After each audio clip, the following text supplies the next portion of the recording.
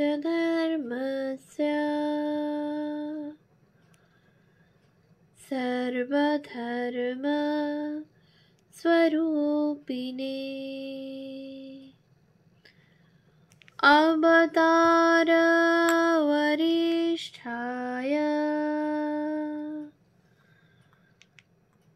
रामकृष्णाय ते नमः।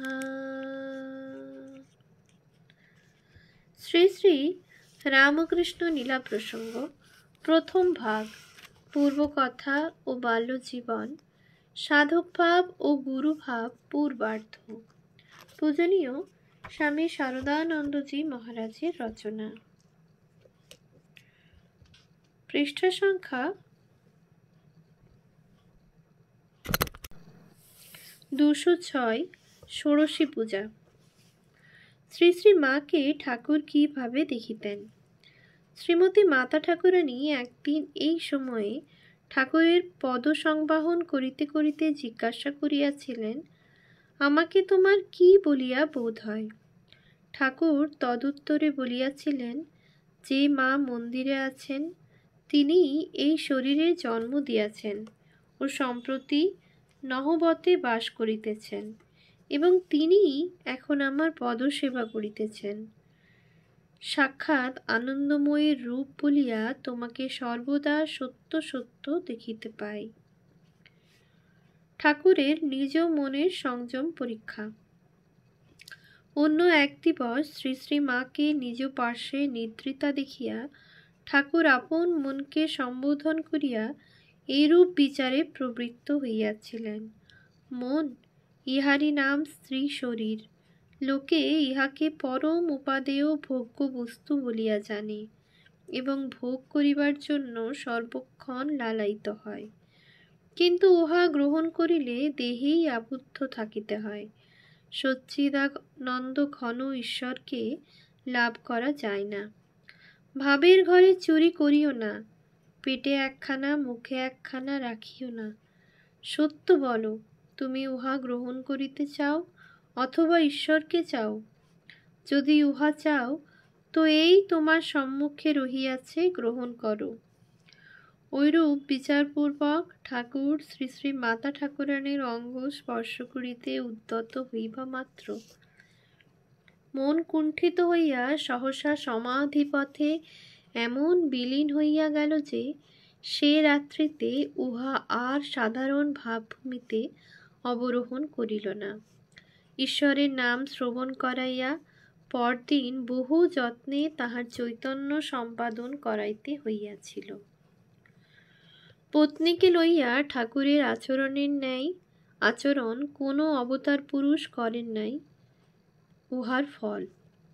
ঐরূপে পূর্ণ যৌবন ঠাকুর এবং নবযৌবন সম্পন্না শ্রী শ্রী মাতা ঠাকুরানীর এই কালের দিব্য লীলাবিলাস সম্বন্ধে যে সকল কথা আমরা ঠাকুরের নিকটে শ্রবণ করিয়াছি, তা জগতের আধ্যাত্মিক ইতিহাসে অপর কোনো মহাপুরুষের সম্বন্ধে শ্রবণ করা যায় না। উহাতে মুগ্ধ হইয়া মানব হৃদয় স্বতই ইহাদিগে দেবত্বে বিশ্বাসবান হইয়া ওঠে এবং অন্তরের ভক্তি শ্রদ্ধা ইহাদিগে শ্রীপাদপদ্মে অর্পণ করিতে বাধ্য হয়। দেহবোধ বিরহিত ঠাকুরের প্রায় সমস্ত রাত্রি এই কালে সমাধিতে অতিবাহিত হইত এবং সমাধি হইতে বুদ্ধিত হইয়া বাহ্যভূমিতে অবরোহণ করিলেও তাহার মন এত উচ্চে অবস্থান করিত যে সাধারণ মানবের ন্যায় দেহবুদ্ধি উহাতে এক ক্ষণের জন্য উদিত হইত না। শ্রী শ্রী মার অলৌকিকত্ব সম্বন্ধে ঠাকুরের কথা। ঐরূপে দিনের পর দিন এবং মাসের পর মাস শ্রী শ্রী মায়ের কথা আছে। শ্রী দক্ষিণেশ্বরে মাস দেড়েক থাকবার পরেই ষোড়শী পূজা করিলেন। শ্রী শশীভূষণ ঘোষ প্রণীত শ্রী রামকৃষ্ণদেব গ্রন্থের 331 পৃষ্ঠায় শ্রী শ্রী সারদা দেবীর দক্ষিণেশ্বরে আসিবার 3 মাসের মধ্যেই ষোড়শী পূজার উল্লেখ আছে। অধিকন্তু শ্রী শ্রী মায়ের কথাই এবং শ্রী শ্রী রামকৃষ্ণ কথামৃত এ 8 মাস একত্রে শয়নের উল্লেখ আছে। গুরুভাব পূর্বার্ধেও 8 মাস শয়নের কথায় সমর্থিত হয়। প্রবন্ধকার। অতীত হইয়া ক্রমে বৎসরাধিক কাল অতীত হইল, কিন্তু এই অদ্ভুত ঠাকুর ও ঠাকুরানীর সংযমের বাঁধ ভঙ্গ হইল না। এক ক্ষণের জন্য ভুলিয়াও তাহাদের মন প্রিয় বোধ করিয়া দেহের রমণ কামনা করিল না। ওই কালের কথা স্মরণ করিয়া ঠাকুর পরে আমাদিগকে কখনো কখনো বলিয়াছেন, ও শ্রী শ্রী মাতা ঠাকুরানী যদি এত ভালো না হইত, আত্মহারা হইয়া তখন আমাকে আক্রমণ করিত, তাহা হইলে সংযমের বাঁধ ভাঙিয়া দেহবুদ্ধি আসিত কিনা কে বলিতে পারে। বিবাহের পরে মাকে, জগদম্বাকে ব্যাকুল হইয়া ধরিয়াছিলাম, মা, আমার পত্নীর ভিতর হইতে কাম ভাব এককালে দূর করিয়া দে। ওর শ্রী শ্রী মার সঙ্গে একত্রে বাস করিয়া এই কালে বুঝিয়াছিলাম মা সে কথা সত্য সত্যই শ্রবণ করিয়াছিলেন। পরীক্ষায় উত্তীর্ণ হইয়া ঠাকুরের সংকল্প। বৎসরাধিক কাল অতীত হইলেও মনে এক্ষণের জন্য যখন দেহবুদ্ধির উদয় হইল না এবং শ্রীমতী মাতা ঠাকুরানীকে কখনো জগদম্বার অংশভাবে এবং কখনো সচ্চিদানন্দ স্বরূপ আত্মা বা ব্রহ্মভাবে দৃষ্টি করা ভিন্ন অপর কোনোভাবে দেখিতে ও ভাবিতে যখন সমর্থ হইলেন না, তখন ঠাকুর বুঝিলেন শ্রী শ্রী জগন্মাতা কৃপা করিয়া তাহাকে পরীক্ষায় উত্তীর্ণ করিয়াছেন এবং মার কৃপায় তাহার মন এখন সহজ স্বাভাবিকভাবে দিব্য ভাবভূমিতে আরূঢ় হইয়া সর্বদা অবস্থান করিতেছে। শ্রী শ্রী জগন্মাতার প্রসাদে তিনি এখন প্রাণে প্রাণে অনুভব করিলেন তাহার সাধনা সম্পূর্ণ হইয়াছে এবং শ্রী শ্রী জগন্মাতার শ্রীপাদ পদ্মে মন এতদূর তন্ময় হইয়াছে যে জ্ঞাত বা অজ্ঞাতসারে মার ইচ্ছার বিরোধী কোনো ইচ্ছাই এখন আর উহাতে উদয় হইবার সম্ভাবনা নাই। অতঃপর শ্রী শ্রী জগদম্বার নিয়োগে তাহার প্রাণে এক অদ্ভুত বাসনার উদয় হইল এবং কিছু মাত্র দ্বিধা না করিয়া তিনি এখন উহা কার্যে পরিণত করিলেন। ঠাকুর ও শ্রী শ্রী মাতা ঠাকুরানীর নিকটে ওই বিষয়ে সময়ে সময়ে যাহা জানিতে পারিয়াছি তাহাই এখন সম্বন্ধভাবে আমরা পাঠককে বলিব।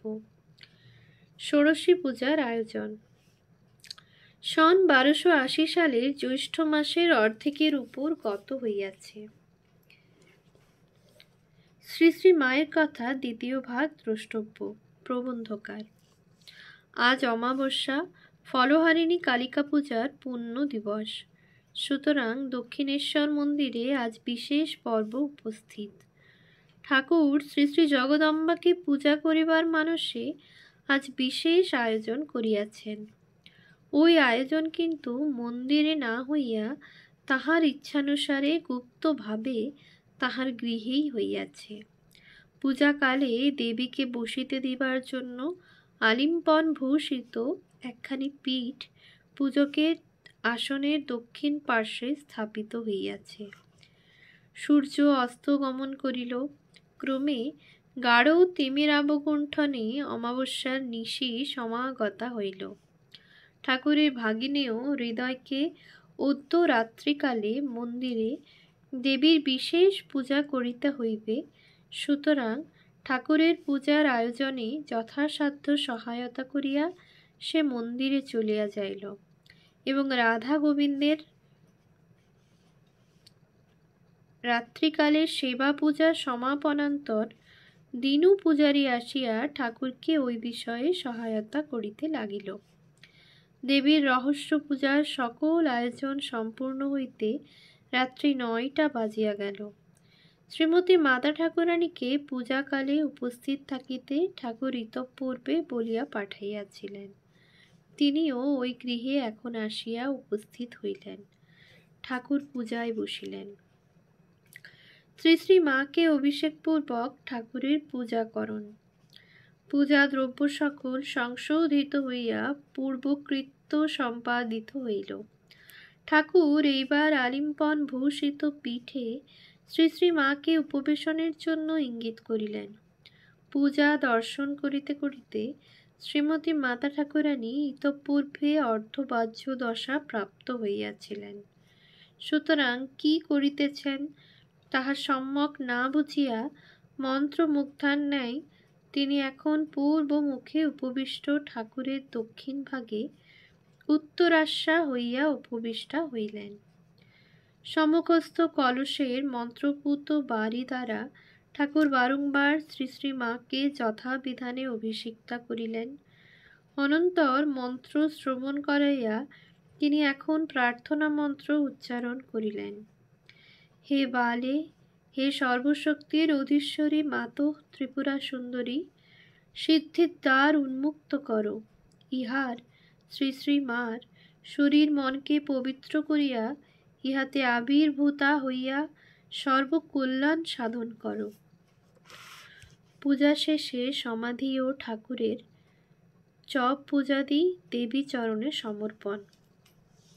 অতঃপর শ্রী শ্রী মার অঙ্গে মন্ত্র সকলের যথাবিধানে ন্যাসপূর্বক ঠাকুর সাক্ষাৎ দেববিজ্ঞানে তাহাকে ষোড়শোপচারে পূজা করিলেন এবং ভোগ নিবেদন করিয়া নিবেদিত বস্তু সকলের কিয়দংশ স্বহস্তে তাহার মুখে প্রদান করিলেন। বাহ্য জ্ঞান ও তিরোহিতা হইয়া শ্রী শ্রী মা সমাধিস্থা হইলেন। ঠাকুরও অর্ধবাহ্য দশায় মন্ত্রোচ্চারণ করিতে করিতে সম্পূর্ণ সমাধিমগ্ন হইলেন। সমাধিস্থ পূজক সমাধিস্থা দেবীর সহিত আত্মস্বরূপে পূর্ণভাবে মিলিত ও একীভূত হইলেন। কতক্ষণ কাটিয়া গেল, নিশার দ্বিতীয় প্রহর বহুক্ষণ অতীত হইল। আত্মারাম ঠাকুরের এইবার বাহ্য সংজ্ঞার কিছু কিছু লক্ষণ দেখা গেল। পূর্বের ন্যায় অর্ধবাহ্য দশা প্রাপ্ত হইয়া তিনি এখন দেবীকে আত্মনিবেদন করিলেন। অনন্তর আপনার সহিত সাধনার ফল এবং জপের মালা প্রভৃতি সর্বস্ব শ্রী শ্রী দেবী পাদপদ্মে চিরকালের নিমিত্ত বিসর্জনপূর্বক মন্ত্রোচ্চারণ করিতে করিতে তাহাকে প্রণাম করিলেন। হে সর্বমঙ্গলের মঙ্গল স্বরূপে, হে সর্বকর্ম নিষ্পন্নকারিণী, হে শরণদায়িনী ত্রিনয়নী শিবগেহিনী গৌরী, হে নারায়ণী, তোমাকে প্রণাম, তোমাকে প্রণাম করি। পূজা শেষ হইল। মূর্তিমতী বিদ্যারূপিণী মানবীর দেহাবলম্বনে ঈশ্বরীয় উপাসনাপূর্বক ঠাকুরের সাধনার পরিসমাপ্তি হইল। তাহার দেব মানবত্ব সর্বতোভাবে সম্পূর্ণতা লাভ করিল। ঠাকুরের নিরন্তর সমাধির জন্য শ্রী শ্রী মার নিদ্রার ব্যাঘাত হওয়ায় অন্যত্র শয়ন এবং কামারপুকুরে প্রত্যাগমন। ষোড়শী পূজার পরে শ্রী শ্রী মাতা ঠাকুরানী প্রায় 5 মাস কাল ঠাকুরের নিকটে অবস্থান করিয়াছিলেন।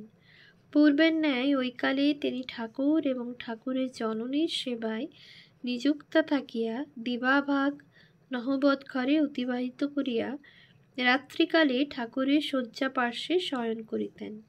দিবারাত্র ঠাকুরের ভাব সমাধির বিরাম ছিল না এবং কখনো কখনো নির্বিকল্প সমাধিপথে তাহার মন সহসা এমন বিলীন হইত যে মৃতের লক্ষণ সকল তাহার দেহে প্রকাশিত হইত। কখন ঠাকুরের ঐরূপ সমাধি হইবে এই আশঙ্কায় শ্রী শ্রী মা রাত্রিকালে নিদ্রা হইত না। বহুক্ষণ সমাধিস্থ হইবার পরেও ঠাকুরের সংজ্ঞা হইতেছে না দেখিয়া ভীতা ও কিংকর্তব্য বিমূঢ়া হইয়া তিনি এক রাত্রিতে হৃদয় এবং অন্যান্য সকলের নিদ্রাভঙ্গ করিয়াছিলেন। পরে হৃদয় আসিয়া বহুক্ষণ নাম শুনাইলে ঠাকুরের সমাধি ভঙ্গ হইয়াছিল। সমাধি ভঙ্গের পর ঠাকুর সকল কথা জানিতে পারিয়া শ্রী শ্রী মা রাত্রিকালে প্রত্যহ নিদ্রার ব্যাঘাত হইতেছে জানিয়া নহবতে তাহার জননীর নিকটে মাতা ঠাকুরানী শয়নের বন্দোবস্ত করিয়া দিলেন। ঐরূপে প্রায় 1 বৎসর 4 মাস কাল ঠাকুরের নিকটে দক্ষিণেশ্বরে অতিবাহিত করিয়া 1280 সালের আরম্ভে কোনো সময় শ্রী শ্রী মা কামারপুকুরে প্রত্যাগমন করিয়াছিলেন। শ্রী শ্রী মায়ের কথা, তৃতীয় খণ্ড। ওম শান্তি শান্তি শান্তি। হরি ওম তৎসৎ। শ্রীরামকৃষ্ণার্পণমস্তু।